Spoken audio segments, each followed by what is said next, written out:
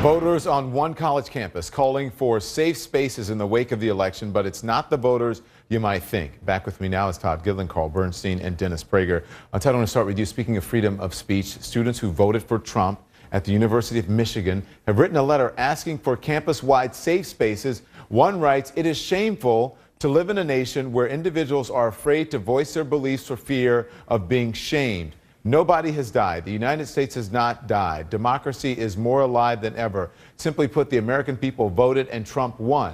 So why do you say safe spaces would be a bad development? Oh, you're asking me? Safe spaces was invented by students of the left. Whenever there's a conservative speaker on a campus, like Christine Hoff Sommers, you can't get more gentle than that woman, who came to speak at various campuses and deny that there is a rape culture, for example, at the campus. These kids, and I would say children, retreat to places with stuffed animals, Play-Doh, and literally toys to play with to comfort them. So this was created only by students on the left who feel that they should never be exposed to someone from the right. There is, however, a legitimate factor here that kids who did vote for Trump are ostracized and feel quite not microaggressed against, but loathed and hated on the campus. I'm still against the safe space, even for conservative students. Yeah. The university should be a safe space for everybody. There shouldn't be any Play-Doh stuffed animal safe places. So, and Todd, you're a professor. Initially, that question was meant for you, but what do you make? The same question. What do you think? Well, I think safe spaces are highly overrated. I agree that the universities should be safe for conversation and disagreement. If there are Trump supporters at the University of Michigan, where I spent a couple of years, who are dismayed because other students don't agree with them, I say, stick up for what you believe. Don't go whining to the administration. That's supposed to be what soft pussy left people do. I agree. Come on. That's right. That's correct. What are they afraid of? The monopoly of the left. Whoa, one at a time. That's something that everybody on this panel agrees on. That's right. The safest space is a free debate and respect for real debate. And this is nonsense that's been going on campuses and all those who have engendered it.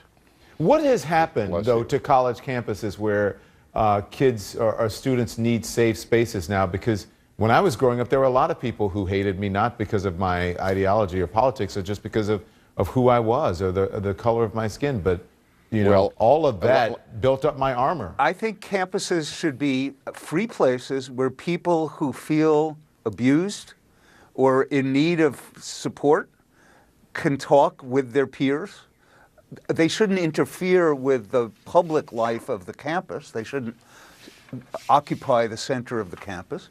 But they have a perfect right to meet and do what they like. If they want to play with toys, it's okay to play with toys. What they don't have a right to do is to demand, and I'm here speaking of anybody regardless of color or ideology or anything else, religion, what have you. They don't have a right to be insulated from everyday life, which at a university is a place where people should be talking and arguing.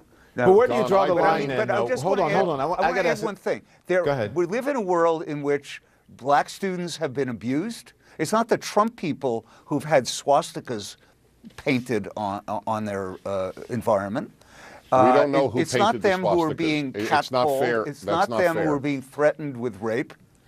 So I think, you know, I'm not somebody who thinks that students don't have right for self-protection. And I think that the university at large must be deeply committed to sustaining the dignity and the safety of every student. It's an assault on all students when one student is singled out and discriminated. But where do you draw the line? Do you draw the line with someone like Richard Spencer, you know, the white nationalist who spoke at Texas A&M? Where do you draw the line with that? Or look, when I was at the University of Michigan, George Lincoln Rockwell came to speak. He was the head of the American Nazi Party. You know, he did not convert a soul, to my knowledge, and he was just part of a series of, they were into controversy. You know, and the earth kept on spinning on its axis. So I said, let Spencer talk. Let people see how hateful, loathsome, and insufferable Richard Spencer is, how vile his ideas are, and they'll be grown up enough to repel them. Free speech is the most important thing. Hang on, Carl. Let Dennis get in, and I'll let you get in. Dennis first. Nazis got more freedom of speech when I was a kid than regular anti-Nazi conservatives get today. As to the larger question, I place 100% of the blame on the cowards known as college presidents and professors and deans. The University of California has issued an official list of microaggressions, of things that are considered racist at the University of California. Here is one example. Anyone who says that there is only one race, the human race, is now considered a racist officially at the University of California. They foment this hatred. Go ahead, Carl. Free speech is absolutely sacrosanct, and the idea that we have interference in the process of free speech on campuses is outrageous on its face. And indeed, everyone needs protection, and there ought to be protective places if there is a real threat to retreat to. But that's something that's very different than coddling people and saying, wait a minute, we are going to circumscribe free speech with the idea that people's speech and ideas can hurt us. Let them express themselves. Gentlemen, thank you. Fascinating conversation. We'll see you soon. When we come right back, what about free speech on social media? A white nationalist who was suspended from Twitter last month is back tweeting again. Should he be?